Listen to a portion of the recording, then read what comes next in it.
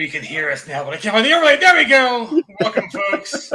Pushing buttons is my job, and I couldn't find everyone's push. So, welcome to Cyber Night Monday, everybody. We've got a good chunk of the Savage Worlds RIFTS development team here for your Monday enjoyment. And yeah, guys, congratulations on all things. There's like all the Kickstarters and Game Changers and Funder things are like going right now. So yeah, welcome aboard, everybody. We'll have let's see, here we go. There we go. There's Aaron. Welcome back, Aaron. So, guys, let's check in on see where things are going, because there is a huge Titan Robotics Kickstarter. Let me share that one on the screen for Sorry, y'all. Start there. Now you're fine, man. No worries, buddy. This one's exciting because there's actually a really cool update on this one, and let's see. It is the boom. That's the window. Hit the share button. We're doing it. Okay, 75K, man. That's an awesome number. Really good. Congratulations. 850 backers is pretty impressive.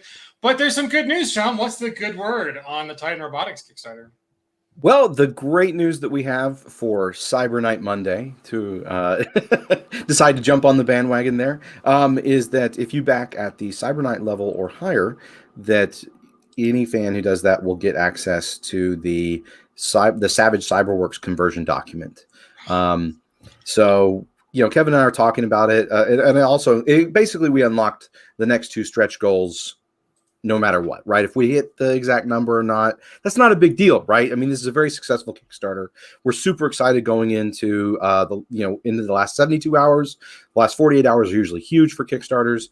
So we're super stoked about this. And so we wanted to go ahead and share with everyone that the Sumerian Nation cover art print is unlocked for anybody who backs at the art print levels, and then as well as the well, I just said it, you know, the Savage Cyberworks conversion document. And the big thing about that is, I'm a big Mechanoids fan, and so super excited that that's actually like specifically excluded from the Dimension books, and also the Mechanoids are excluded from the current contract between Pinnacle Entertainment Group and Palladium Books.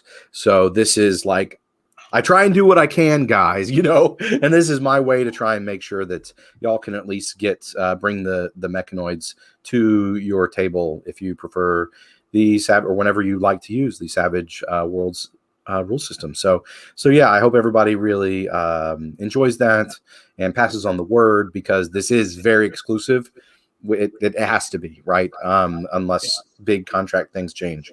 So yeah, thank you. That's really awesome. So thank you to you and Kevin for making that happen. That's pretty kick-ass. So there's a little over 2 days left on Titan Robotics. And so guys, go back at the Cyber Night level or above, because that'll get you access to not only all the Palladium goodies, but the Savage Worlds goodies as well. The other thing that there's a couple of other little updates I want to throw in real quick too, is we have partnered with Quartermaster Logistics for global shipping. And that, I think, is going to secure us, and fingers crossed, is our first time using them and working through them, but they work with a lot of tabletop they're good companies. They're great. Yeah, I've heard great things about them, and I'm pretty sure I have had some stuff that's been fulfilled by them. But anyways, a lot of board games, like a lot. And they're really good. So, but no, we're really excited about it, because this we've got an estimated shipping table on the Kickstarter, the main campaign page now. So people have been asking about that. The reason I don't post it in an update is in case we did need to edit it. And once an update's up, it's up. But if we did need to edit that shipping table or update it for y'all, that's why I chose to just put it in one spot instead of having variant tables floating around or something like that. But we've actually been a little conservative with some of these shipping target numbers. So we are definitely going to, be updating the fans as this moves forward. Shipping is very volatile. This is our first time using this partner, but at the same time, we're super stoked about this, because I think it's going to mean really, really great shipping rates for a lot of our fans that are overseas. And that's something that we can't normally do, right? So this could be and we're going to offer a lot of other add-ons and try and offer other Rifts books and product lines and stuff, so that as people back through the backer kit, if you're overseas, it might be a time for you to really like nail down, hey, I want to get a whole bunch of Palladium stuff now because I can get it all consolidated in one big shipping amount, right? For our overseas fans, I know that's a big deal. And then then the other big thing is the mechanoids. I mean, that's just awesome. And I added a backer level. It's a Savage Rifts fan level, a Savage fan level, kind of like we've had the Palladium fan levels at for the Savage Rifts Kickstarters through Pinnacle. Someone asked about that, and I was hoping that people would think, oh, all the we're wanting all the different backer levels at Titan Robotics to be applicable for Palladium fans or for Savage Rifts fans, but there was the request, and we looked at the numbers, knocked it out of the park, I think.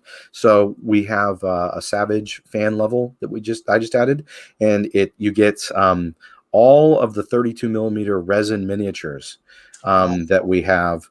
It's $145 worth of resin miniatures. You get all the PDFs for the campaign, and you get the new Cyberworks poker deck, all for I believe it was $165. So there's some people prefer PDFs, but they wanted physical product so they could do more add-ons. And so, hey, we're listening, right? So there's been a couple of different backer levels that we've added according to requests. So just trying to do everything we can to get you all the gaming goodies and stuff that you want, and make it all possible. So yeah. The poker decks are so good. There's no greater sign of the alliance between Pinnacle and Palladium than Palladium making poker decks with the Rifts characters on it. Because I got 2 decks of those when I was at the Palladium open house with you, and they're incredible, and I've used them every single time I've played Savage Rifts since. They are the default initiative deck, and they're great. So just all of these little things that you can use for both, and they're great decks too. Like the art's fantastic, as we know, and they're just such a great thing to get in the mail. But I had a fun time putting together the deck, right? And that's something that I want to put out there more for people as well. Hey, Alan, good to hear from you, buddy. You.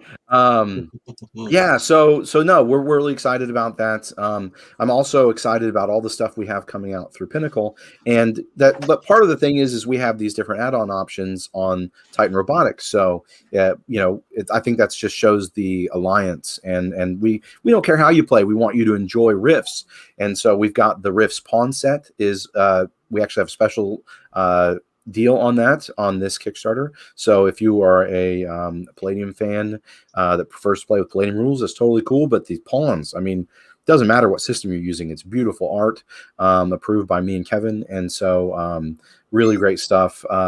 And we also have a map pack, and that's a really, really good deal on maps. So the beautiful North America map, the revised North America map that a lot of people really enjoy, as well as some great tactical maps for use on your tabletop from the Atlantis and the Demon Seas campaign. And one of them is a city ruins. That's what I always have the hardest time finding. One of the maps is an Atlantean temple. So a true, Atlantean temple on the outside, and it's not ruined. It's beautiful, painted with gardens. You flip it over, it's the lore, the canon interior of an Atlantean temple that you can go through with the teleporting chambers, the healing rooms, all that jazz. And then the other one is a nice apocalyptic cityscape, right? Not just apocalyptic, but post-apocalyptic. And you can flip that one over too, because you've got one where there's a shanty town there, one where you're just more like duking it out through the ruins. And that's stuff that I always have a hard time finding as a Rifts fan. There's a lot of different crazy stuff out there, but those are things that I think people will really enjoy. But yeah, so all that is available through Titan Robotics. We're closing on the last 48 hours, so please do share the word and get in there and pledge. And then the other thing, we do have the Terror on the Dark Frontier and Land of a Thousand Islands going right now on the Game Changer through Pinnacle Entertainment's website. And the thing to remember about that is there's a few differences because a lot of people have backed from Kickstarter. So with Kickstarter, when you back your funds are not deducted until the campaign ends. But on Game Changer, your funds are deducted immediately. So just keep that in mind. If you're, the campaign on Game Changer doesn't end until January 6th. So just make sure that whatever you want to pledge, you're going to leave yourself some room for buying Christmas presents and getting through the holidays and all that kind of stuff. So both are up now, and jump on in and check it all out. We've got a lot of amazing stuff to share. I don't know. How do we want to go through all this? There's so much, Chris. Look at all this stuff. Well, so the cool first thing is like guys, we love it when our fan bases are nice to each other and leave nice comments on each other's Kickstarters and Game Changers. And we won't have it any other way. So be nice out there. It's interesting. It's been great. I'm so happy to see you guys get a successful Kickstarter off the ground, and that's gone fantastic. And just in case anyone's worried, no one's slowing down because there's stuff that's coming out for Palladium and stuff that's coming out for Savage Rifts. Like, if anything, we've given you like 5 big campaigns this year, like huge projects, right? I mean, there's like Atlantis, and there's South America, and there's Terror in the Dark Frontier, and then Palladium has gotten like 2 or 3 projects. So, guys, you're getting the stuff. I mean, there's been more Rift stuff in the last like 18 months than like ever in the history. So it's going really well. So be nice to each other out there. These are not mutually exclusive. There's no zero sum here. You get more because a lot of what extra things have gotten produced on either side have been because we've done something people really loved, and then for whichever side we did it for, then the other side was like, oh, they did something they love. Hey, come do another thing. And then we'll do that thing, and people love that. And then the other side's, oh, we did that. So the more of this stuff you love, the more gets made for both systems, just all the time. Right. And it's all riffs. It's all the same canon. And that's one of the great things about Kevin asking me to join him at Palladium Books, right, is that now I have a lot more access to Kevin, obviously, to get art approvals done and work on lore updates and make sure that we're getting all those things done well. But also, as you see, there's PK, there's Johnny, John, and Aaron, and they have joined me in my Mad Crusade to bring more riffs and other cool things to your tabletops. So just gotta put that out there that we have a lot of really talented people working on this, and I think that you're going to see that when you get your hands on these books. The people have really enjoyed, like we released Johnny's adventure. What was the name of that again? It was the Chromium Bounty. Oh, the Chrome Bounty. Chrome Bounty adventure called All That Glitters was the Savage one sheet. Yep. So that's just a little taste of some of the things that these gentlemen have worked on. John Stevens has worked on a bunch of different items. So has PK. So has Aaron. Writing that one sheet for Savage Rifts directly got me my entry into Rifter 85, also writing about Glitter Boys. So see, it all boosts each other. Right, having that written got more Palladium content. So yes, definitely check out Rifter 85 because Johnny wrote a great article in there amongst the.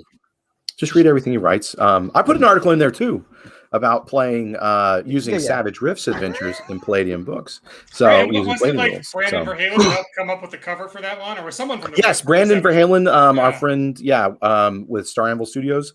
He helped me coordinate art for that and got a lot of the interior art as well as the cover for Rifter 85, and he helped me procure some really cool art for Titan Robotics.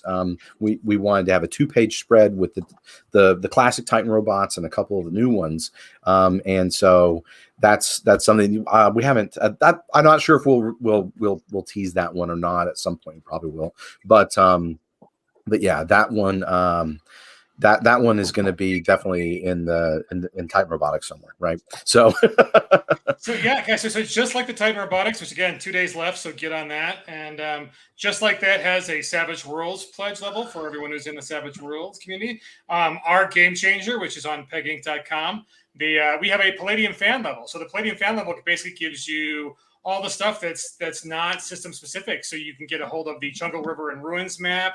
You can get the map of South America. You get the Pawns box set too, which is huge. I mean, as we're talking, like lots of pawns in there, which is great. And then there's a cool thing because it's Cyber Night Monday.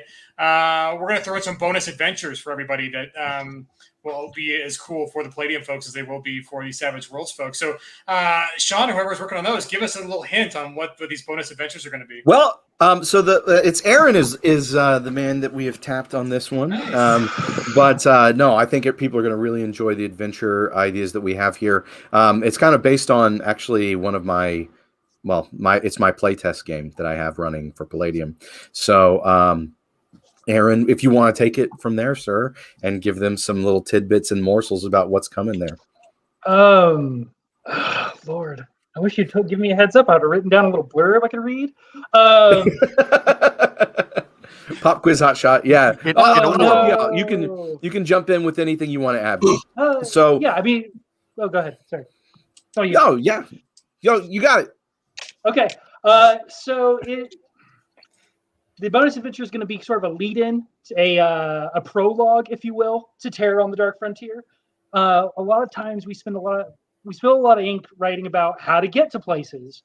Particularly in Terror, we talk about the geography because the geography is an opponent you can't beat in a fight, right? The high plains are very difficult to navigate. It's very easy to get lost. People go insane from isolation and just the weather whipping over their heads. And even as you go eastward into the Ozark foothills, which is out towards where Castle Refuge is, it's rough going, and you've got coalition patrols and all that. And so it's sort of a road trip to get to the Dark Frontier from Castle Refuge to the Kansas territory, the CS frontier. And that's like a very broad overview and an oversimplification. There's gonna be a lot of bad stuff that happens to you along the way. Maybe, I don't know. It's up to your GMs. It's gonna be pretty much kind of like an adventure buffet.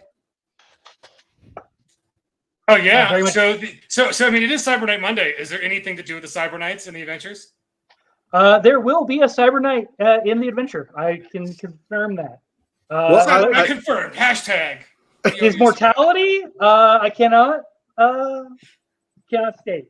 I'm not. So yeah, it is a famous Cyber Knight from the setting, and no, it's not Lord Coke. Yeah. There's a couple of them. There's a few. There's a few. And no, for the Cyber Night fans, we before the stream is done, the little question marks on what those adventures might be. We might actually throw up some graphics. We'll see. So before the hour is done, Donald is working hard. He just climbed in. We have to draw the reveal out, guys, because he's updating the graphics. I'll slow down, Donald. Sorry. Right? Forget everything you heard about Cyber Nights and Mondays. We're not doing a big reveal. There's no Cyber Nights. There's no extra cool special thing with the Titan Robotics Kickstarter. We have to do all that again. We're going to start from the scratch. Hi, guys. Welcome to the stream. Yeah. No, I mean, do we want to talk a little bit about Terror on the Dark Frontier and the what's going on there? Well, so before we get there, I'll give you guys some time to think about what you want to say about what you've been working on these two big projects for PEG. The couple of really easy questions that they're out. Fenrir asks, hey, what's up with the PDF only? They're not PDF only. Everything's got a hardback or a softback, mostly hardback. And there's only the Tomorrow Legion field manual is softcover. Yeah. So peginc.com, click on the big RIFTS thing, and you can see all of it. So if you're just joining us, there's in the RIFTS for Savage Worlds Adventure, the core is in its second edition, and so it's much more awesome now. So don't worry about the first edition stuff. You can pick up second edition, and all the stuff is written for second edition. We've got several Kickstarters, Atlantis being the most recent one that is awesome, and that one is already been delivered. So if you want to get on, those are already available in print. So you can get the core book. You can get all the North America stuff, which is like, was it Blood and Banes and Mysticism and... It says, Arcana, Mysticism, Blood and Banes, and Empires of Humanity. Yeah. Yep. Yeah. Pick all those up and then get on the Atlantis. Atlantis is gorgeous. There's a Pawns box set 1, which is super chunky, and I'm pretty sure PK is going to grab it and drop it on the table so we can hear how deliciously... I've got stuff under it. Let's see if I can do this safely. I've got 4 over here in my office. Yes, I have 2. I love the sound. It's right. It's a nice heavy book. Oh God, that was bad. Important things fell. Oh God.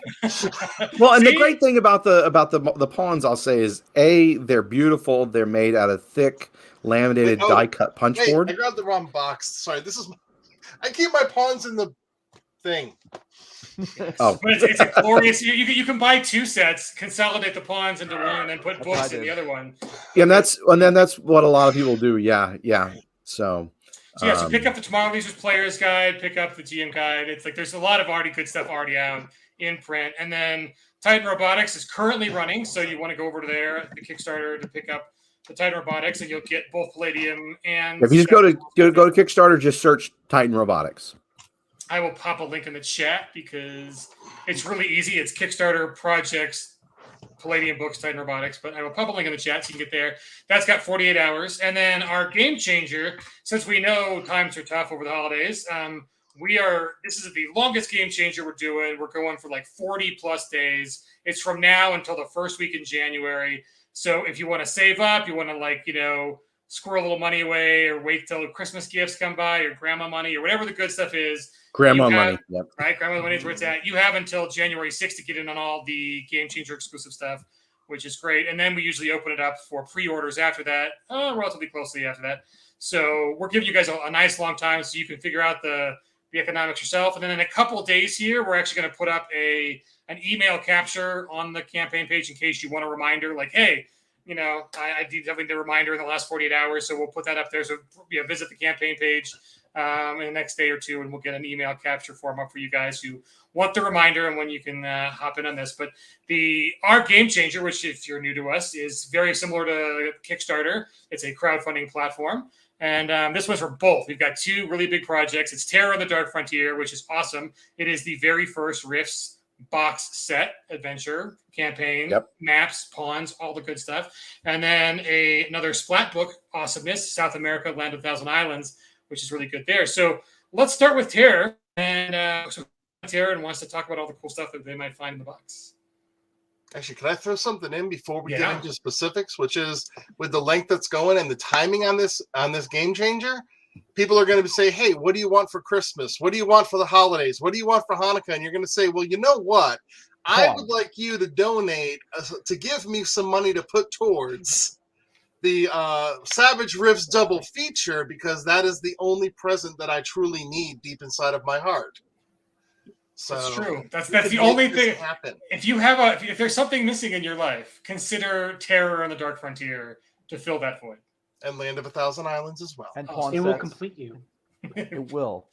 And Pawn Set 3 is really cool because Pawn Set 1, as John Doom mentioned in the chat, if you have, that's the thing is we kind of divided it up so that if you have 5 groups of about 5, maybe 6, some of them are 3 or 4, but just depending on what the monster or enemy is. But you get, a coalition heavy gunner, a coalition sergeant, some infantry, right?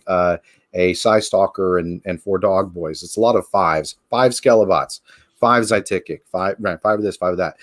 If you want to run a full coalition, like platoon or company level type thing, not company level, but a solid heavy platoon, you would need 4 of the boxes. That's why I have 4, right? That's why I mentioned that earlier, because that way I can throw 20 Skelevots on the table, and a couple of enforcers, a Mark 5 or 2, and other, multiple Samus and all that kind of good stuff. So and that box set, by the way, all the coalition stuff in that box set is the classic 101 PA old style Death's Head body armor and stuff. And then in the Pawn Set 2, we're backfilling a lot of the Savage Foes of North America stuff that didn't make it into the first Pawn Set, because a lot of that needed completely new art. We didn't have art that was appropriate that was already in the books that we could print.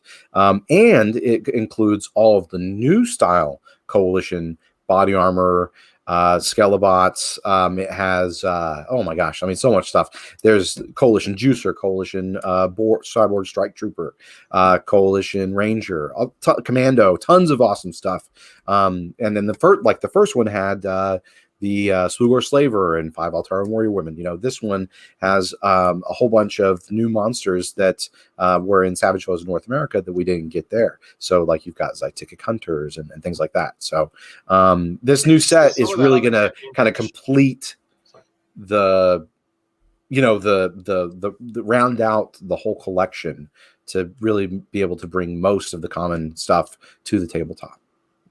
and the pawns for RIFTS are so good.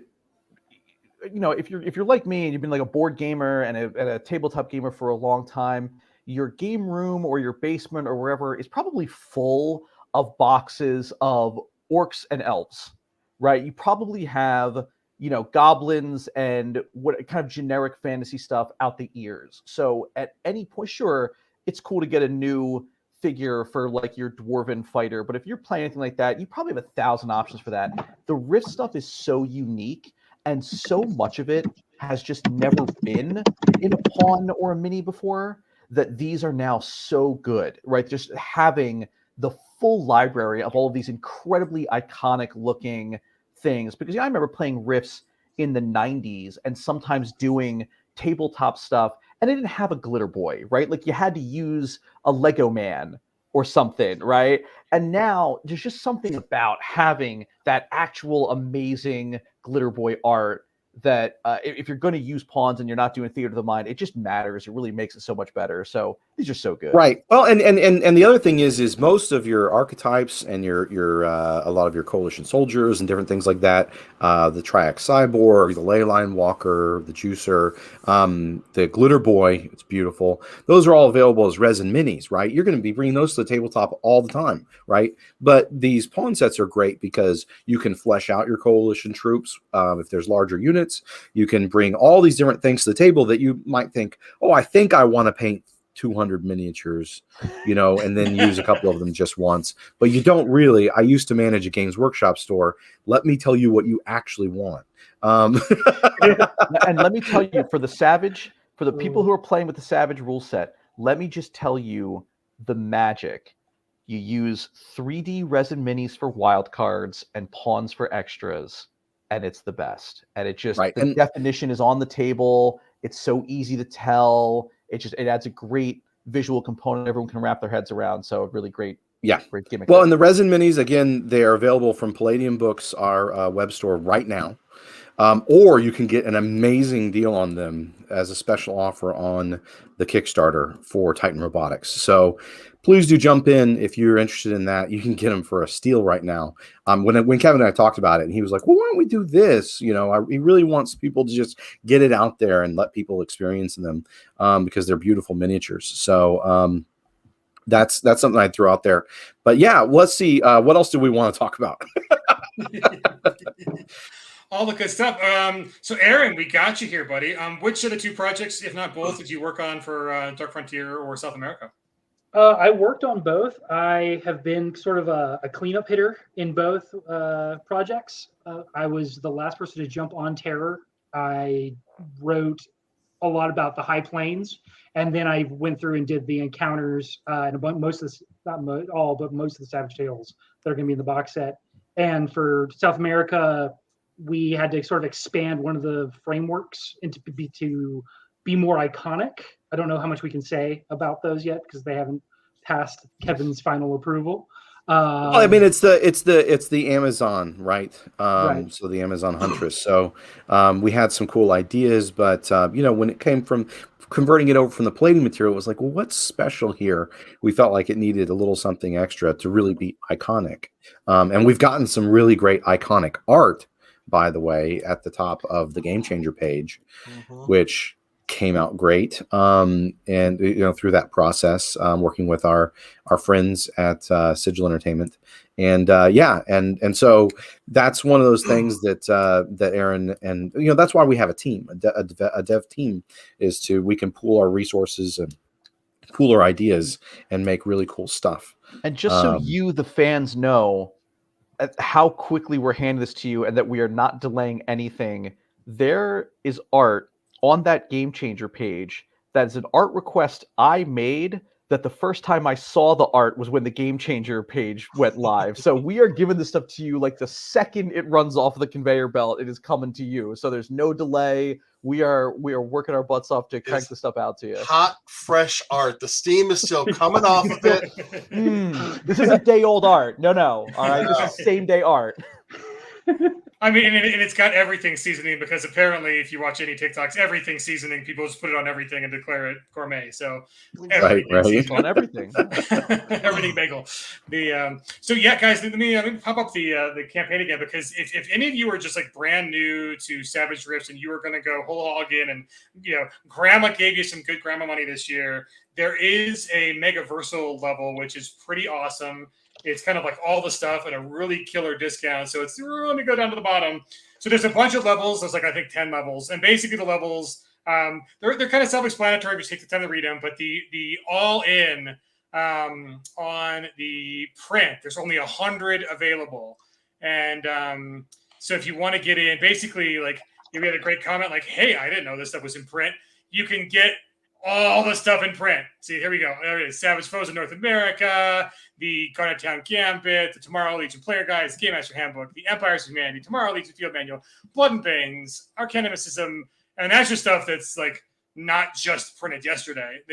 And then all the cool stuff that's and all the Atlantis, right? Atlantis is and Demon awesome. Seas, Pawn That Set book One. is so cool. And the great thing about when you buy the print, if you go whole hog, there's only 100 available. You get all the things that have already been published. You'll get the PDFs pretty much instantaneously. Like the website, the campaign has to finish, so you can't back out. But you'll get the PDFs, and it's like a one night delay for the website to figure out here's the PDFs. And but if you're getting it in print, you get both of the pawn sets, which there's some pretty amazing pawns. I think Rifts, more than almost any other system, challenges our pawn makers like Jess and Simon to make sure that the sizing is correct between all of the images. And so it's kind of another great thing is like they do mix well with your minis because the pawns are appropriately sized to the pawns and they're not too far off from mini scale. No, they should be very, very, very close. Yeah, it's designed to be used together if on a tabletop. And they look really great because they have front and back art. They're die cut. I mean, they're really. It's people always get blown away whenever they see and actually get to handle the pawns. That's a really big point for a lot of people. I saw a question. Let's see. Yeah. Oh, sorry. I was going to say, so talk up the dossiers when you get a second. But let's go to the question. Which question want me to pop up? Oh, I just saw a question about, is there going to be a psionic Techno Wizard? Yes, it's called the Gizmo Tier. So that is it is a classic, and Johnny Racho worked on it. Do you want to talk about that at all? Unfortunately, Johnny wrote it, but Unfortunately, man, look, you get. I mean, throwing shade. John isn't here, so everyone's got a pound. There look, is. John had to leave. Someone has to throw shade. So you have to come in. I was gonna say, if people really want a rivalry to get behind, instead of like some sort of contrived fake Palladium Pinnacle rivalry, there's the me and John Stevens rivalry. You can just all pile on that one. So true. USA. Which one's the better John? But can John Stevens do the fawns, man? Because you could do the fawns. No, I mean, yeah. No, that is definitely something that I think you did a knockout job on, and can't wait. And we've got a lot of people playtesting and running through it. So I have. I'm running a game right now with a Gizmoteer in it. Gizmoteers are, and I will say, since someone asked, is there it's a psionic techno wizard? I cared very deeply about not just making it a psionic techno wizard. So it's not just a techno wizard, but uses psionic skill instead. Yeah. No, it feels very, very different. The player I have that's playtesting it played a techno wizard in my prior game, so he's got really firsthand knowledge of it. He says it plays very, very differently. They fill a very different role in the party. They feel very different, but to give some nice crossover there, the techno wizard didn't really get a lot of love in the iconic edges department. The Gizmoteer does. The Gizmoteer has either 4 or 5, I forget, iconic edges, but all of them can also be taken as iconic edges by the Techno Wizard. So you've got a totally different feel. They're different enough that if you had a party with a Techno Wizard and a Gizmoteer in it, you'd actually get some nice synergy. They'd be boosting. They wouldn't be stepping on each other's toes. But that was one of our design goals. Yeah. Yep. Yeah. And there's now some nice iconic edge support for the TWs as well. So a lot of love, no matter which side of that aisle you like to be on. Yeah. And going back to the archetype dossiers, I know that PK mentioned this in one of our previous streams, but that was kind of like one of the sleeper hits of the Atlantis campaign when people receive those. And I just got to say, I mean, I have had so much success when I run games at conventions or with newer players that to hand them the archetypes and use them that way. But also, I use them to fill in as NPCs in my own games. So you can easily just go pick up that Burster archetype well, that's not the final archetype dossiers, though. That's an original printout. Yeah. Yeah. Does anyone have the actual archetype dossier? There you go. Look at PK. Okay, PK's got it. Yeah. So they're actually really, I mean, it came out really well. I designed it and was happy with how that came out. They look really solid. You've got the art on the front with the archetype name at the top.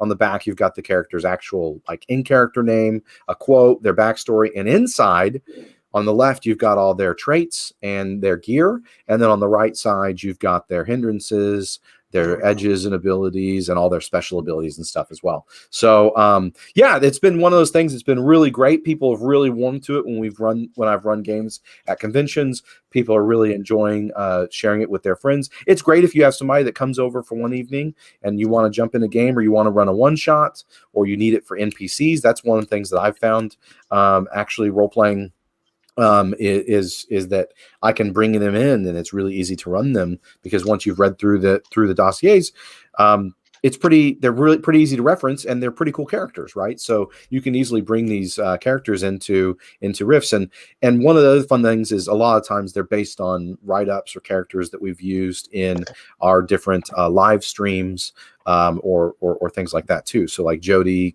her character in the live stream that we just did for Savage Rifts for Halloween, that is, we use that as the basis for the upcoming archetype that is coming. And so that we have basically we've got 9 new archetypes. For 9 of them are for Terror on the Dark Frontier, 9 of them are for the Land of 1,000 Islands, and then together, and that's 2 separate PDFs. So archetype set 4 and 5 as PDFs, but then in print, it's archetype set 2 is those 18 combined together. The first print set is 18.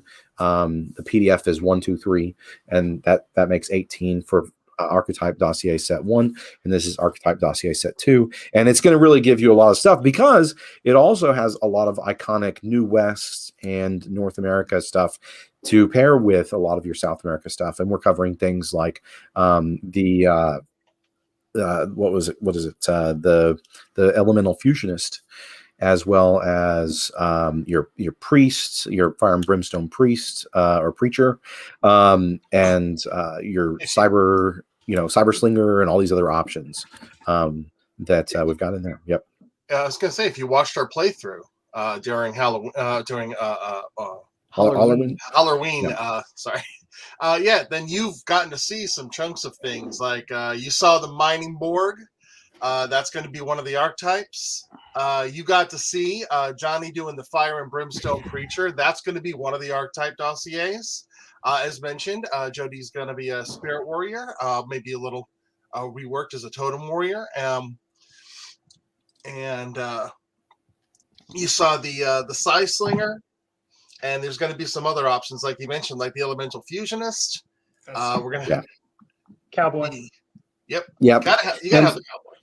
Yeah, and the art just keeps getting better and better. And again, like we said, the other cool thing is the art on those archetype cards is in the pawn sets. So you can literally pick it up and it's the same art. It's really fun. People really jive with that too. That's a really cool thing to put on the table. And they, like, as people said, that these are carefully sized. We've carefully sized them with our pawn wizards, Jess. Pawn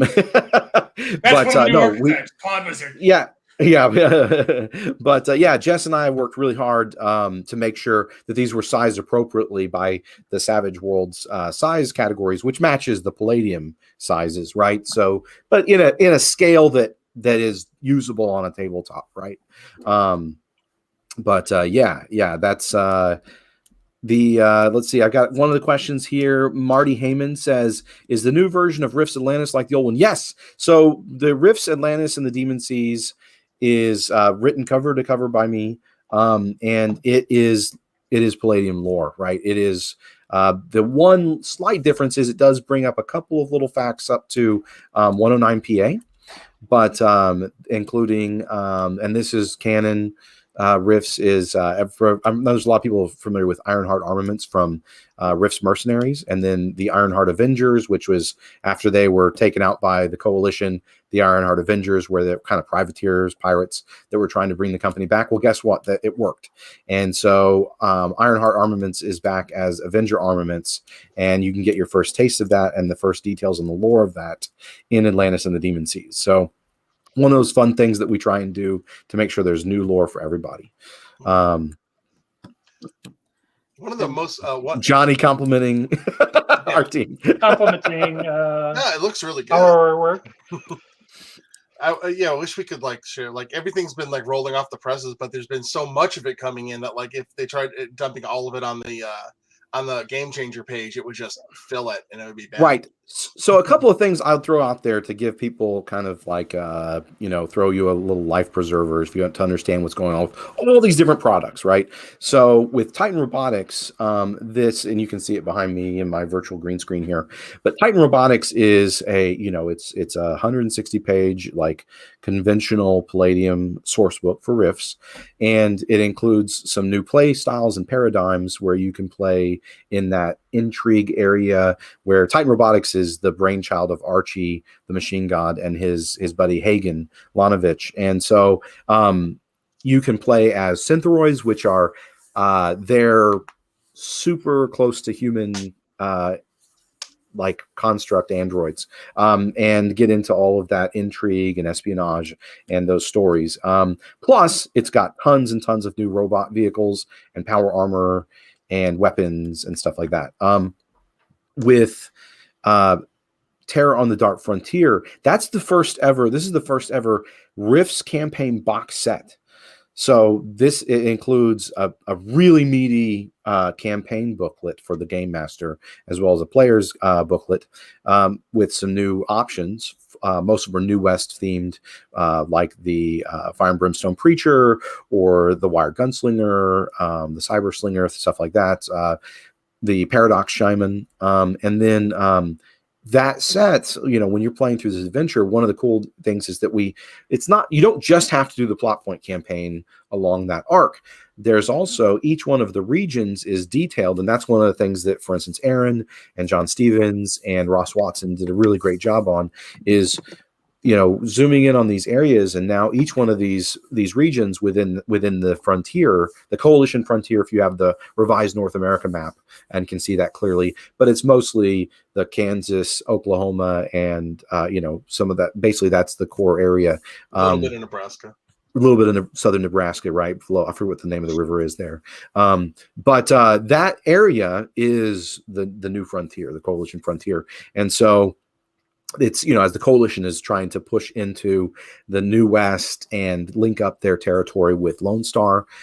So that's a really great area that has a lot of conflict going on between the Coalition and their settlers, and then the Comanche Preserve, as well as Simvan tribes, Psy Stalker clans, and you also have tons of classic stuff like worm wraiths and all that kind of stuff. And yes, absolutely, you can use the classic Terra material and classic RIFTS, and that's one of our big objectives, is to make sure that this is really easy to reference. I actually wrote it's just a 2-page article, but you can check it out in Rifter 85 that I wrote for using Savage. There's just a few little things. There's a few little things terms you may not be familiar with, say for Savage Worlds, that if you want to use it to run a Palladium campaign, it's really easy.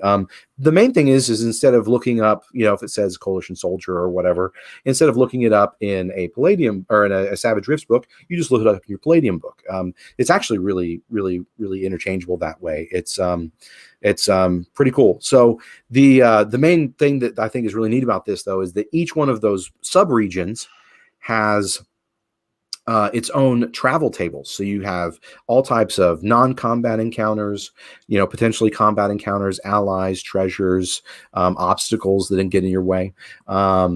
And so that's one of the great things is you can spin. We wanted to make sure you could spin, and there's Savage Tales for each one as well as descriptions of the different settlements and stuff. So you can go in there and have a lot of fun and just play around. And then eventually your characters are going to stumble, your players are going to stumble upon, the main plot line. Or you can come in with a more direct route as the Tomorrow Legion. You could easily substitute in another way if you wanted to say your characters were, part of, a mercenary company or something like that as well. But it's always written, the Savage Rifts material is written from the perspective of your group is the Tomorrow Legion and a group of heroes trying to save the day and make things better in the war-torn, horror-torn world of Rifts. And then that's a box set. That's something pretty new.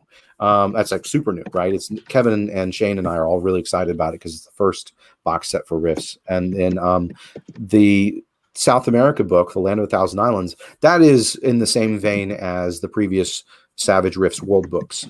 So you've got world building material, rules material, you have adventure material, as well as great bestiary, equipment, character options, all rolled into one 192 page book, similar to Atlantis and the Demon Seas, Empires of Humanity, right, et cetera, et cetera. Right, and the thing is, like, if you Savage Worlds fans are just ravenous for material for Rifts, and so there's a lot of good community information out there if you want to take Rifts books, which we haven't savaged yet, and and get those done. A lot of the frameworks are really kind of solid and already there to do that. And similarly for Savage Worlds, there's no reason not to pick up the Terror of the Dark Frontier box set, especially with all the add-ons, right? You get the maps, which are universal, and you get the pawns, and then even the item cards are very self-explanatory if you want to bring those into Palladium system. So, well, and a lot of them already exist in Palladium, right? Yeah. So Savage Worlds is it does what it says on the tin. So if you do have any questions, you can always reach out to us and let us know. We'd be happy to give you some pointers and stuff. So yeah, as well. So PK, in addition to all the coolness that is Terror, man, tell us what's the deal with South America? Well, South America, that's one that me and Johnny and Ross Watson worked on pretty heavily, with a little bit of help from the others, like Aaron was mentioning, coming in to pinch hit a little bit later on. And one of the nice things about South America too is that we were talking about the different archetypes and all that, right? So like the Terror on the Dark Frontier archetypes, right? Like the cowboy and the wired gunslinger. Those slot perfectly into South America because South America is very much a land where, especially in like the Silver River Republics, where you've got your gunslingers and your cowboys, they call them gauchos. So just, get your little label maker and put gaucho and just put it over the cowboy and boom. So yeah, well, because we were talking about that and like, well, do we need to do a gaucho framework? And it's like, you mean the cowboy? Right. Well, and there's some slight variations that we thought were legitimately you need to do something a little different, like with the Planesborg, right? Well, yeah, right.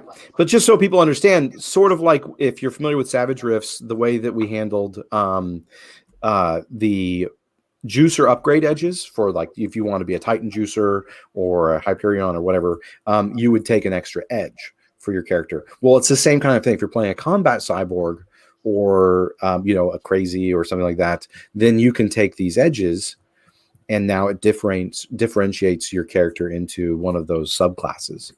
Yeah, but everything doesn't have to be its own OCC necessarily because of the way Savage Worlds works, which is a little different. I would say both equally. Absolutely, it is both equally. It is. I do not know how it's all going to fit in the book. I keep being assured that this word count will work, and so we just kept cramming more stuff in there. I don't know. Sean, have you actually poured it into InDesign yet? Yeah, it's in InDesign. Yeah, I mean, it fits so far. We were cutting out words like the. Everything's live now. Yeah, so please go. Everything's live now. By the way, there's only a couple days left on the Titan Robotics Kickstarter, so start there. Right. Titan Robotics and Titan Robotics, and then 40 days over January 6th. You got time to get in on Terror of the Dark Frontier. Is that 2 fortnights or 1? Oh, I can't remember. So, anyways, or is it like? Oh, okay. Well, then it's totally something completely different. There's lots of forts and lots of nights. Cyber Knights, in fact. It's, But back to the question about South America. Back to this question about South America. One of the really cool things, I'm super excited about this because with Empires of Humanity, I went to Kevin and it was everything in Rifts for Savage Worlds is like the Rifts Aftermath book. Rifts for Savage Worlds is set. It's a snapshot of the world right after the fall of Tolkien, before the Minion War kicks off. So it's a real nice place if you want to use either of those things, right, to have that one frame of reference. So one of the things that is, I'm getting an echo. I don't know if someone wants to mute, but you're just very dramatic.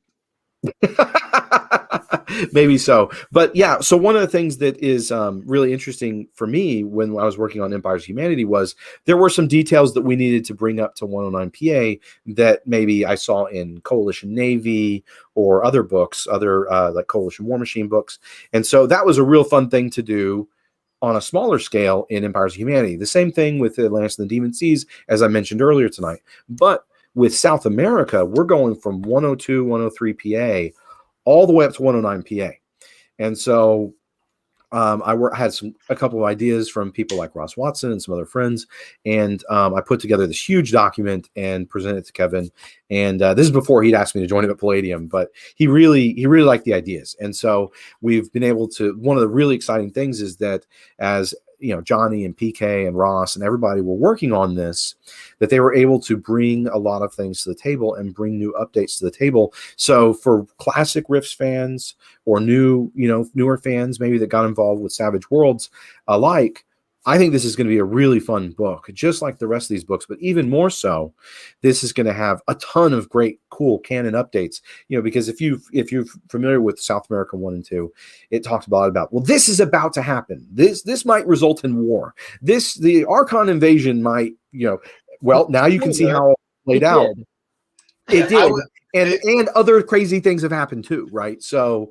It feels like the area was always like everyone described it as a powder keg. They're like, there's a powder keg here, there's a powder keg here, and there's a powder keg here. And it's like, hey Sean, how do we get to a 109 PA? And Sean just like strike match, blow it all up. Guess what just blew up? Conflicts are now in full swing. Invasions have begun. There are border crossings, so there's just a ton of action in this. But what I also love about this book and Terror too, both of these, is that if you are someone who never got to play in South America as a campaign setting, or if you're really excited about Terror as a campaign setting, you've got it. But if you are mid-campaign right now, you're running your long-running North America campaign, you don't necessarily want to suddenly take your players to South America or to Kansas, these books are also still chock full of just new player-facing content. Sean alluded to it earlier with the way we did the crazy iconic edges. Rather than them being new frameworks where you'd have to play a new crazy, if I was playing a crazy for a while and I'm really interested in one of the new crazies, there are edges you can now take. So that's a tiny little revision in terms of the lore, in that you didn't always have to have been that crazy. You can get upgraded and become that crazy now mid-campaign. But that means if you've got a techno wizard, you've got a Borg, you've got a crazy, you've got somebody in your team, there's just new player-facing content for them. So there's edges, there's gear. So even if you're not right on the brink of a new campaign started with your buddies and you're not about to look for a new campaign setting, there's still just so much splat book material in these as well. And I think we did a really good job tooting our own horn of skirting that line, right? Of making it a great campaign setting to play in and just a great splat book too. In my existing game, obviously, my players get sneak peeks at stuff before everyone else does. But like I showed them, because we have a player who's playing a mutant rat crazy, who's absolutely hilarious. And he's like, yeah, I'm really I don't know where else to go with my character. He's so good at everything. And I'm like, well, why don't you check out these new conversions? And he's looking at them and he can I leak one? Yeah. I don't care. You can't stop me. The Ecto Traveler, which is one of the conversions from, I think, Mindworks.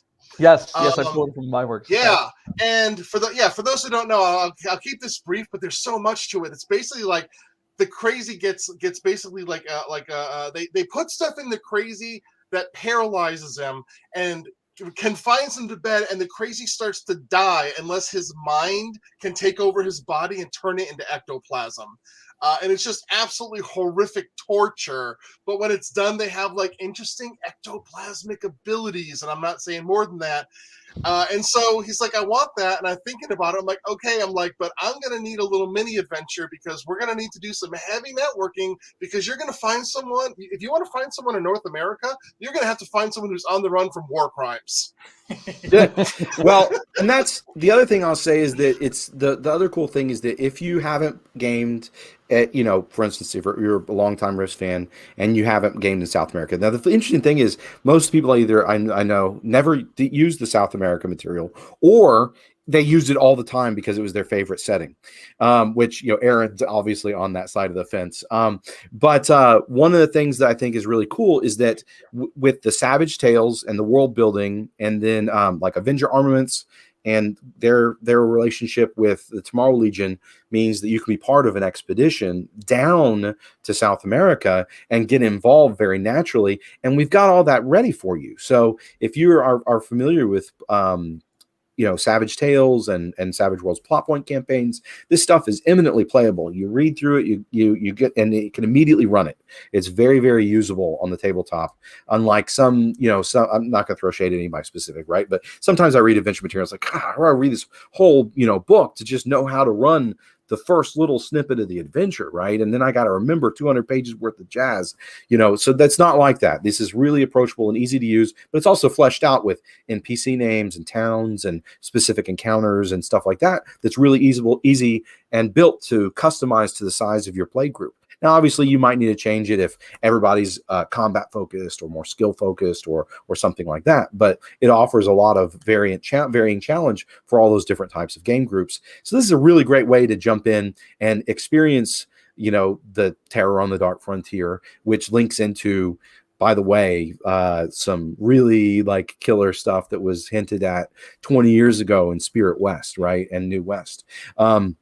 But I don't want to spoil anything, right? But it's awesome. It's really cool what this campaign does. And then the same thing with South America. You get put right into the middle of this action and get to be, you know, right on the forefront of all the happenings. And it's just very eminently playable. That's all. That's our entire goal. That's the design philosophy behind these box sets, right? Is to be super game master friendly, and not just Savage Worlds game master, right? I mean, there's a whole lot of material in these box sets that is universal. Because we get map sales for people who don't play Savage Worlds because the maps are just so fantastic. And Rifts has a really unique opportunity to do really cool maps that are all over the place. I mean, like as you said, right. I mean, come on now, like you have like a Patagonian arcology, and then you've got a wasteland, and you mean like there's just so many things that we could, you know, eventually do maps for that are just you know, good stuff. So the one question I do want you to answer, Sean, because there's 2 days left on the campaign. How are you doing pledge manager stuff with Titan Robotics? Can people upgrade later? How's that working out? So you will be able to get involved where our pledge manager is BackerKit, and so you'll be able to get involved via BackerKit. But now you won't be able to get the same deals as on the Kickstarter, though, right? So the Kickstarter is the only way that you can get the best deals, because you get the PDFs very, very, very cheap. Which normally, you know, Palladium has a different policy for PDFs than Pinnacle, you know, so those are, you know, full price, essentially. I mean, not full price the same as a book, but those are usually sold at a full price for PDFs, which I think is still very competitive in the market. But as opposed to with Pinnacle, if you buy the physical book, you can call in and get the PDF, right? So that's one of those things that's a really big selling point for a lot of people. And then if you want any of this, the hardcover for Titan Robotics, or if you want the Titan Robotics will be going to retail as a soft cover, perfect bound book, and then the Cyberworks collection, which please go check that out. It has basically everything to catch someone up to what's going on in Titan Robotics, because it builds on a lot of lore. That's really awesome, fan favorite stuff, right? With Archie and Cyberworks and the Sumerians and the Mechanoids and all this stuff. So the Cyberworks collection is going to go to retail as a hardcover collection book, a lithograph, we call it. But during this campaign, both of those books are available as foil faux leather hardcover books as well. And Titan Robotics is the only time you'll be able to get a hardcover color cover. So just to kind of help people understand all these different pledge levels, but get involved in that now, because one of the big reasons we did this Kickstarter, and I want, I did it, I'm running it, and we're all working together to make it happen, is that we need, like, when you do a print run from a printer, the more books that you print at once, the lower the price of each book becomes, and it's like astounding to me, since I've really started since coming to play, and really dialing into these numbers and stuff. So that's one of the big reasons we do this, because otherwise it's very difficult for us to offer any of these special edition things at a decent price point. So we have a lot of different options, but it's getting in on the Kickstarter to get in that afterwards, and a lot of it's a really good deal. Afterwards, you can get in through BackerKit, but we won't have as many of the same deals available, because we're going to be very soon sending those things off to the printers for print runs and all that kind of stuff. So get in while you can now on the Kickstarter. I'm not sure how long the BackerKit will run, because we plan to fulfill this as quickly as humanly possible. My goal is that, so it usually takes about 4 weeks, about a month-ish, for Kickstarter to collect all the funds and transfer it to us and all that kind of stuff. Very soon after that, we would like to have the PDFs of the books available for backers. Now, just so you know, when I do work in, layout work in InDesign, like, I can output a PDF, or I can output a file that we send to a printer, right? So when the book is ready as a PDF, it's like virtually ready for sending to the printer. There's a few other, bobs and ends and stuff like that. But once we get to that point, and I do want people to be able to see the PDFs, just like with Pinnacle, when we do our crowdfunders, you get the PDFs, we give you some time to look it over, you give us feedback. They're saying, oh, you missed this here, you're because we have proofreaders, but maybe they missed something, or maybe this rule could be a little clearer, or something like that. We take that feedback in, then we send it off to the printer. And that's the same goal I have. So the backer kit is not going to be nearly as long, though. A lot of times on Pinnacle products, we have a long tail end because of the printing and stuff like that. Our printer is down the road. So with the Palladium books, the backer kit period could be very short, because once it's printed and once it's in, that's over. So just so you know, it's just a little bit different paradigms between the two different companies, because of the way we handle a lot of logistics and things like that are actually way more different than people would imagine behind the scenes. So, but similar to how to bridge the gap between the two. So if you have never played a Savage Worlds plot point, Savage Worlds takes a different approach to adventure material than, say, a living system like Pathfinder or D&D, where there's a lot of it that is written for you to fill in the gaps between key plot points. And that's kind of what a plot point is there's key moments that need to happen, and you can choose how you want to engage with those with whatever system you're using. But in Savage Worlds, you can do combat with the map out and the minis and all that detail, or you can do quick encounters, or you can do, there's several subsystems. So because it's written that way, it really does translate easily enough to another system, because it tells you easily. It tells you where the plot needs to go, versus, okay, this guy has these details, and it's not super specific to ablative damage or anything like that, where it's it's really important. So you can fluff. Yeah, and again, please check out my article in Rifter 85. And if there's a big demand for it, we can make that available as a free PDF, I think. It's not trying to gate anyone out of it, right? But if you're a big Palladium fan, you already have Rifter 85, check that out. But maybe somebody remind me, and we'll do that somewhere down the road to make sure that we could add this to the Kickstarter, right? Just make sure that people have the ammo they need that's something we could add, because it's already written, right? I'm already done. And we're already doing a Savage conversion for some of the stuff as part of the right. And so we want people to be able to game either way, right? Now, the other thing is I saw some people asking, where do I get plot point campaigns? Where do I get Savage Tales? In the books. So the way that we approach these books is very much a 4-course meal, a holistic approach. So if you go get Empires of Humanity, for instance, that covers all the human empires in North America, including Archie and a lot of other stuff. And I don't want to give away all the core of the plot point campaign, but basically you're going to have at least one Savage Tale, and that's an adventure that's designed to be run very easily. You could read through it in 15 minutes, and then go run it for a couple of sessions with your 1 or 2, 3 sessions with your gamer group, depending on how fast they go through it and stuff like that. And then That's going to be each world book chapter is going to have at least one of those to introduce you to, just be like hey, this is how you can get involved in adventure and meet some characters and get involved in what's going on in that region of the world. And then at the end of each book is a plot point campaign that dives into some of the bigger themes in that book. And, again, we don't want to give any of that away, but I think you're going to find that, like, for instance, I ran my own plot point campaign, obviously, right? I ran the Empire's Humanity plot point campaign, and it was an entire campaign that we ran for, I think, a year and a half, 2 years. So you can get a lot of mileage out of these, especially if you sprinkle in your own adventure. Because as a game master, you're naturally going to say, oh, well, let's do this little thing off to the side, or this hero wants to do this, or here's this subplot that's developed. And it's again, will add random spirals and branches to adventures. That doesn't sound right to me, Sean. Right. I don't think they do all that. The other material too. You've got your plot point campaign, and you can throw Savage Tales in, and you can throw one sheets in, and you can throw the adventure generator tables. From we have adventure generator tables from the Game Master's Handbook. Yep. And another thing is the encounter tables, right? So there's each one of those sections of the world also has an encounter table. Right. So that's great.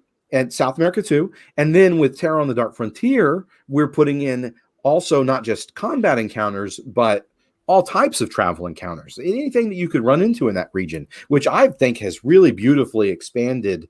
I mean, just as a game master, that's just, you can just, Aaron did a really great job on a lot of those.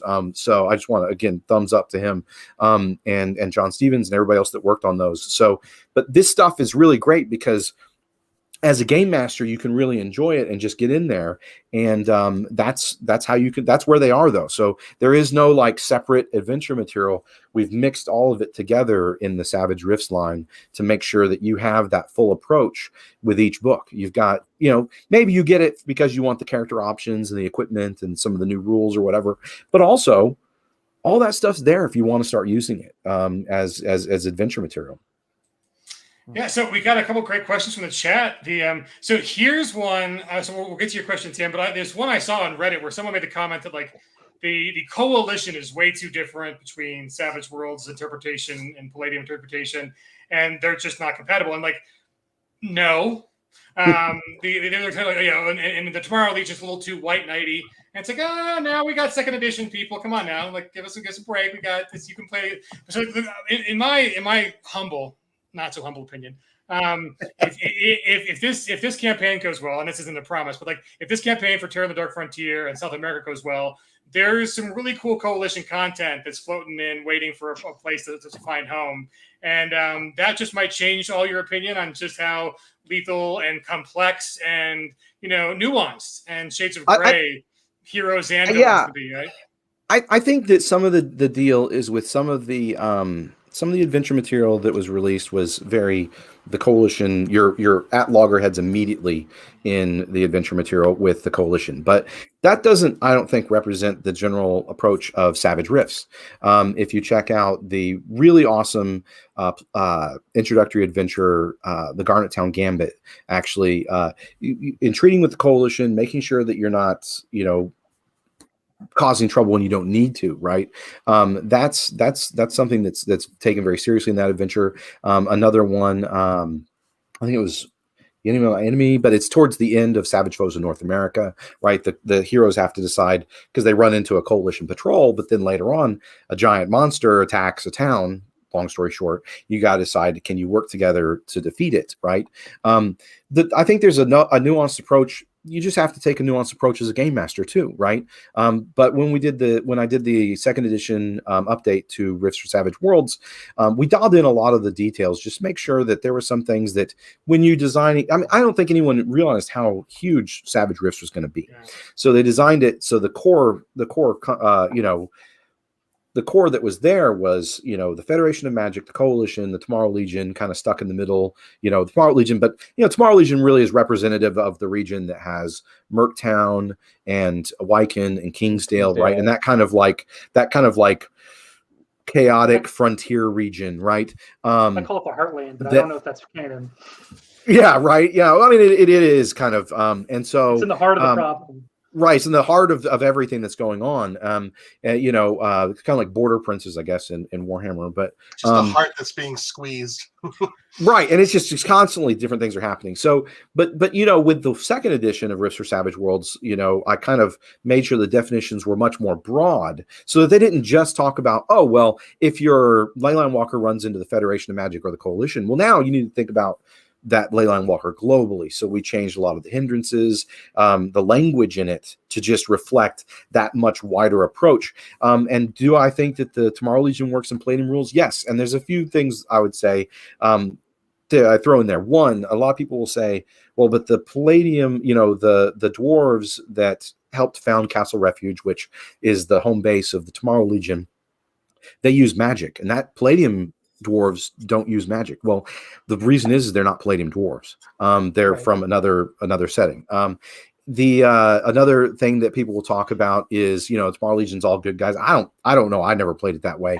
I see them as like kind of like resistance fighters and stuff like that. But at the same time, they're not like out and out war with the Coalition. Their mandate is to try and save as many refugees as they can, and that's, you know, working with the Cyber Knights, Lord Coke, and others. So the other thing is Kevin really likes the Tomorrow Legion. He has already put them in some encounter tables and some adventure material that's already out there, and we have more updates that will be coming out as they are fit for different world books and source books in the Palladium Rifts line of products. So you will see the Tomorrow Legion. One of the things that Kevin and I talked about, we think is kind of a fun idea, is after 109 PA, the Tomorrow Legion may diverge in what happens, whether it's Savage Rifts or Palladium Rifts, right? Because Palladium Rifts has already moved into the Minion War timeline and all this stuff. We don't know what's going to happen with Savage Rifts. We're kind of leaving that open as a fun idea. But yeah, it fits both. It fits both, and I think the Tomorrow Legion works well, as it always seemed like it's just more like a more organized version of the freedom fighters and stuff that would rise up around Glitter Boys and Cyber Knights and stuff like that. That's already there in the Rifts lore. So, and by the way, Tomorrow Legion, again, not at war with the Coalition. It's a small settlement trying to take in as many refugees from Tolkien as they can.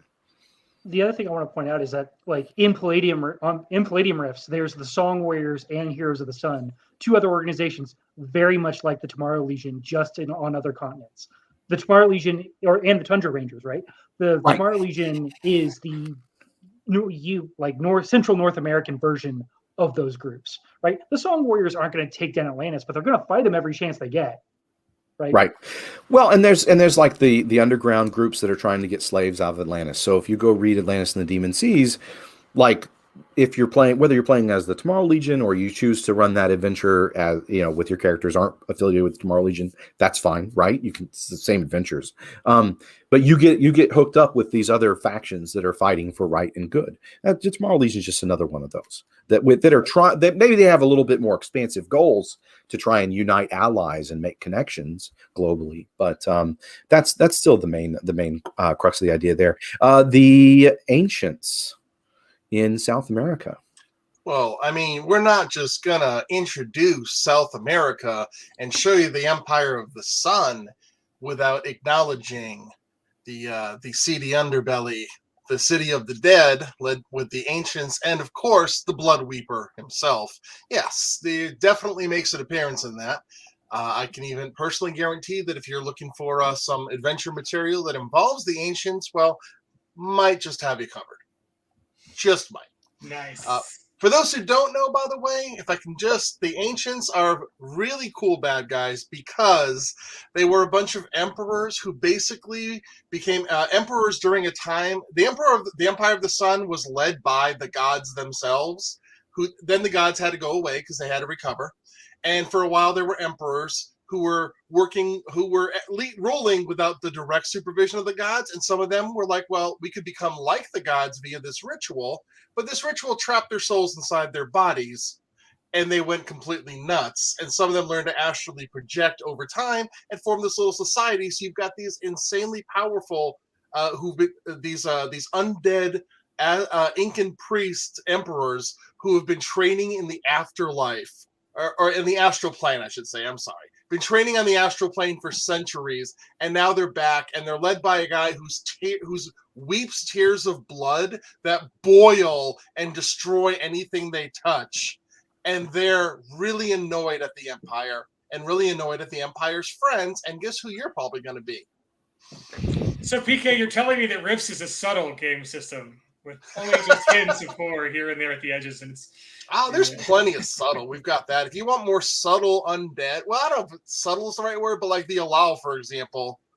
I mean, Johnny wrote those up, but they're not like necessarily like charge you and murder you kind of things. Also, the Ancients can be super subtle. They're more of a lead behind the scenes Cobra Commander kind of person. That's a bad example because he sucks. Cobra Commander, yeah, that's where you went. Skeletor. It's a little more Skeletor. Let's be honest. Right? No. Who's like? They got some, we got some great art for them too. By the way, I was really impressed with the art that came out as well. So that we do have them in Pawn Set 2. You will definitely be seeing them. Looks dope.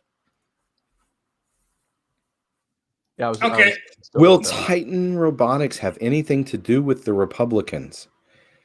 Well, I think that so. Okay, so part of the thing about this book is that it's like Titan Robotics is divided between sort of a section that's for the players and gear and the stuff the stuff of the conspiracy that we want them to know about. Like, because hey, if you don't know that you can play as a synthroid, right, a human replica android, how can you play as a synthroid, right?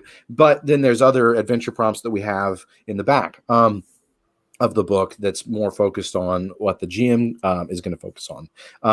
That I would say that the Republicans are very shadowy for people who maybe aren't familiar with some of this deeper Rifts lore. The Republicans are covered in Empires of Humanity, and they make some appearances in some of the campaigns and adventures. But they aren't.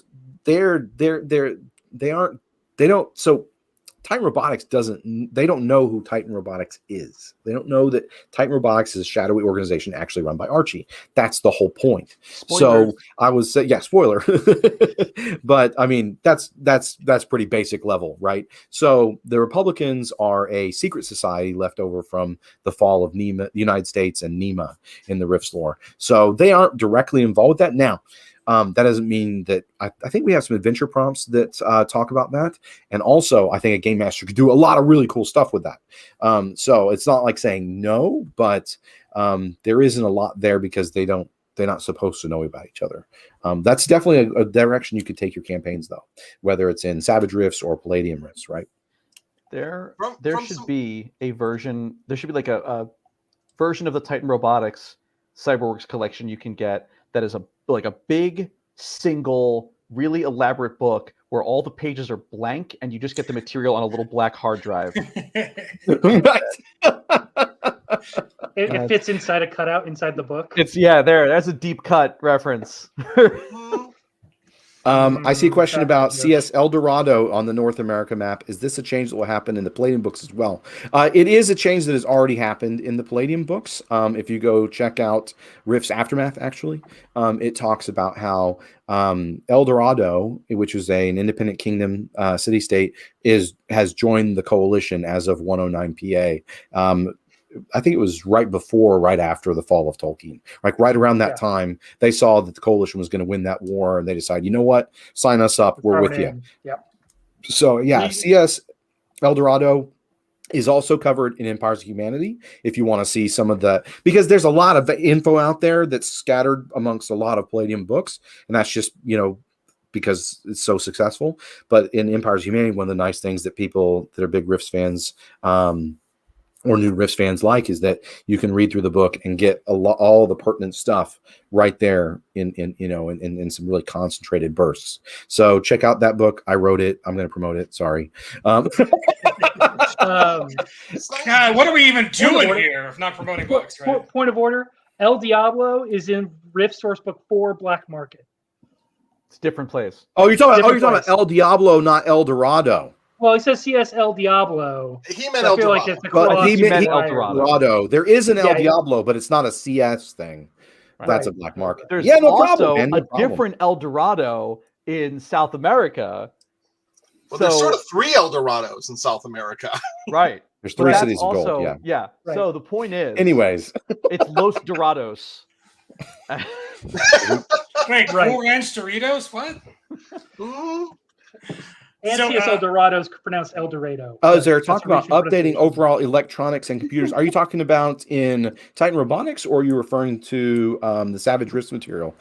In Titan Robotics, there is a so basically with Titan Robotics, it's an overhaul, an update, and a big deep dive into the arms manufacturer that Titan Robotics, which produces giant war machines and power armor and stuff like that. Now, they have so both Titan Robotics and Wellington Industries are located in the same country. They're in the Manastique Imperium on the Upper Peninsula, and so the interesting thing about the book is it also has all of the Manastique Imperium or the Wellington Industries gear updated and expanded with tons of new guns too, because what usually happens is Titan Robotics makes power armor and robots.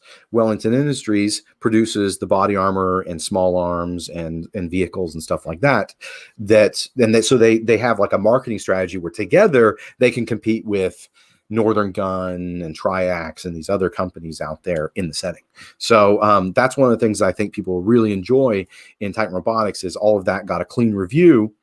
And it's updated with information that you will want for the Minion War. A lot of stuff about different munitions and, shotgun shells and 40 millimeter grenade cannon shells and all types of stuff that you can use in the Minion War as well, because it's we got silver and wood and all these other types of incendiary loads and stuff like that.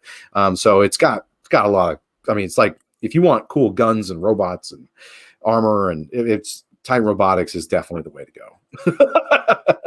And so we're also really excited about having the conversion document, so that this is something that is going to be really cool, because for the first time ever, you're going to be very quickly, before the book's even probably printed, right, and available in retail, you're going to have a conversion document to use all of the material in your Savage Worlds games, in your Savage Rifts games.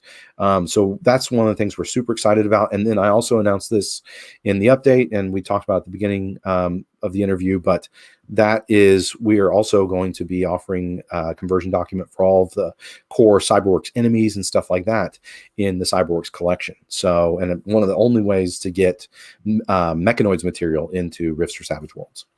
I feel like there's a super important takeaway, because I've seen so many people who are like, well, I'm going to watch, and if it looks like we're going to hit the stretch goal, then I'm going to up my pledge, but I don't want the whole collection if I don't get the conversion. Or other people who've been like, well, I upped it, I pledged, but then maybe I dropped it. Like, the takeaway is the stretch goal has been hit, like it's been unlocked. So so if you were like, well, I'm going to upgrade my pledge, if we got it, we got it. Right. Get So in Jump now, in 2 days. because, yeah.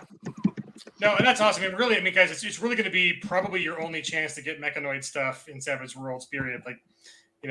That's there's a lot of right. If you want to get that, before we've got cows well, fly, it's like pigs fly, it's not even on like the long range plans, right? The list, because it's just there's so much to cover with Rifts for the Savage Worlds conversions. Now, we haven't even finished Earth. Right. And then just like with Terra on the Dark Frontier, we're diving into the New West and the CS Frontier and a lot of cool stuff there. So in a lot of ways, it's something that I don't even see it on the long range horizon. There's so many other things we need to do first, that this is a great way that you can get in on it. Yeah. So Yuri, I think all the pledge levels include, or like both, like just starting with the South America, then including Terror. So if you want just Terror, and I think you can wait until we're done with the Game Changer and then pre-order it as soon as the campaign's done. If you just want the box, I'm pretty sure all our levels that include Terror the Dark Frontier are mixed levels with Land of a Thousand Islands. So I do believe that's true. Yes. Yep, that's correct. So yeah, so you just wait until we get. If you only want that, but I recommend both. But you don't have to. You don't have to get both. But both is good. We have to just wait till we get it in pre-order, and that'll be like just the box, just the SKU, and that's how you can get that one. And So before we go, we did promise. So I had one of the earlier questions, like, where can we get Savage Tale? So in honor of Cyber Night Monday, we are going to add the mystery adventures, which will be available in PDF. So I think we need to show the page again now that we've got it up. Let's see. Present, share screen. Here we go. So drum roll, please. There it is in nice little small tiny, although images have been updated, so you will get the adventures, the bonus adventures in print.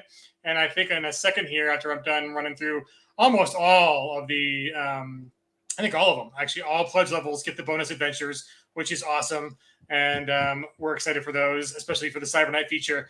But if you can't just squint to see that, let me pop up the actual cover. Boom.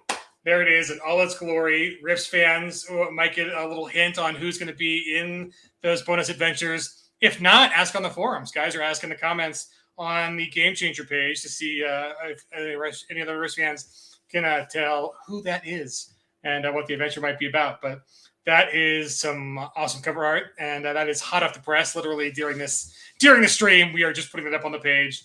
So fresh art. This is no day Right? old art here. I have not seen that. I have not. Seen That's in that. Empires of This Humanity. moment. That's in Empires of Humanity. Yeah, that was But I was like, That's not. Oh, it's an Empires of Humanity. Like, that's in Empires of No, but we Humanity. haven't seen it as a cover, is what we're saying. Yeah. Not as a We cover haven't though. Not seen as a it cover. cover. It's what we're saying. Oh, you've never seen with that drop shadow, huh? Yes. right? Mm. Oh, it's all the Photoshop effects is really what's Gee, up, the whole it's thing. really interesting. There's a certain character that's cropped out on the side though. I wonder That's interesting. what happened. Yeah, so good stuff. So folks, we will have this whole crew back on because we have 2.8 fortnights for this campaign. And but if you haven't, so Titan Robotics is a Palladium campaign. So head on over to Kickstarter. It's only got 2 days left. And then as long as I got you here, totally unrelated. But before we say goodbye, there is also the Raven hardcover comics. Kickstarter only has 16 hours left. So if you are a fan of Deadlands and haven't picked up the Ravens comic in hardcover, I'll pop the link in the chat right now. But yeah, otherwise, Very cool. Titan Robotics 52 hours ago. And then if you check out their most recent update, go read it. It's a really cool update. That's what explains how we get all of the cool stuff that is promised. And look, everybody, the comments are very genteel and nice, which is amazing for Kickstarter. I know. I love it. Right? Isn't it great? And, but yeah, if you want to know how really cool it is that Sean and Kevin are opening that up, those 2 stretch goals on the actual campaign page, there's a little section right here in the bottom that explains really how cool those are, the Sumerian Nation and the Cyberwork. So read this paragraph, guys. That's some really cool stuff that is available at that campaign that is going to enrich the Savage Worlds, Savage Rifts thing that will only be available through the Titan Kickstarter. So And I just want to say I appreciate all the fans and the crossover. You know, I know initially when I came to Savage Rifts, there were some people who were like, I like Savage Worlds or I like Palladium rules or whatever. And you know, we see a little bit of that every once in a while, but I just really love how it's all coming together into a big community and everyone's realizing, oh, gee, this stuff is really cool. I can use the old, you know, I've got the Palladium books that I can pull into my, you know, to inform my Savage Rifts game. I can pull in the Savage Rifts books to inform my Palladium game. It's all Rifts, and that's the entire point. And that's why we're doing so much cross promotion. You know, our companies are very friendly. We're very excited to be doing all these things together. And so we really appreciate everyone's support, because whether you support one side or the other, or you back this campaign or that campaign, and get what you want, right? But we appreciate it on both sides of the aisle. It's really great and helps us to keep doing really cool stuff at Pinnacle Entertainment Group and helps us to do really cool stuff at Palladium Books. So thanks again for all of your support.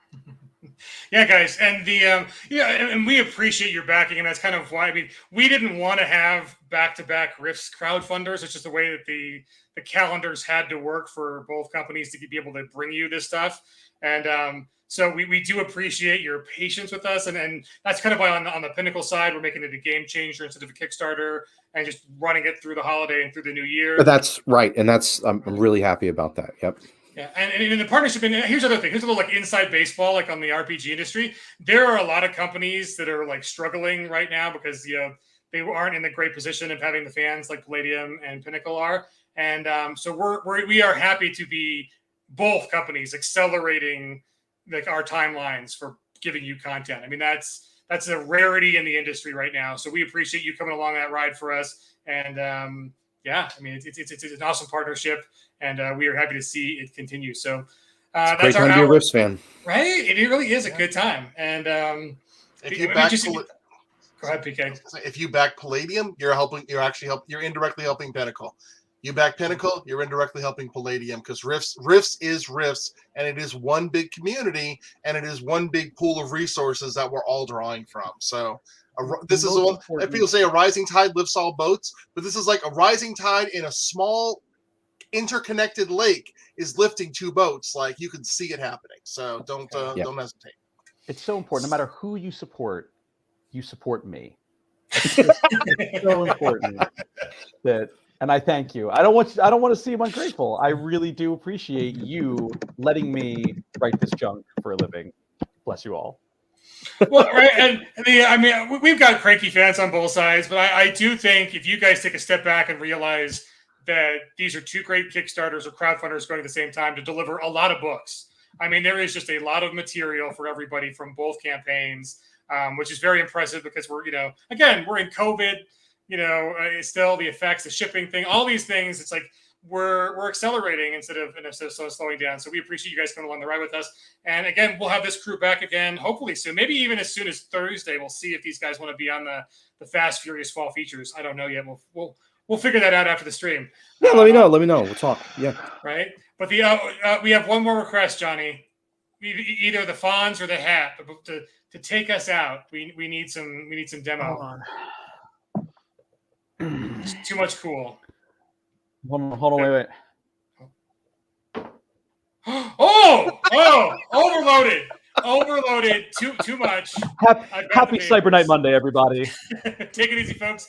We will see you in upcoming streams. And again, back both campaigns because it's a lot of ribs for fun. Happy holidays and stay safe and enjoy all the good stuff coming to you guys. Cheers, everybody. Have a good one, y'all.